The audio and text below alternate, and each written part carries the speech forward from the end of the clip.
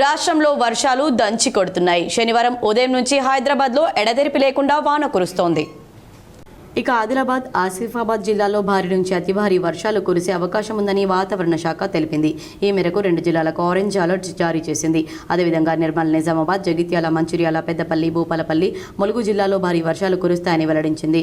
దీంతో ఈ జిల్లాలకు ఎల్లో హెచ్చరికలు జారీ చేసింది. మిగిలిన జిల్లాల్లో తేలికపాటి నుంచి మోస్తరు వర్షాలు కురిసే అవకాశం ఉందని తెలిపింది. భారీ వర్షాల నేపథ్యంలో ప్రజలు అప్రమత్తంగా ఉండాలని సూచించింది.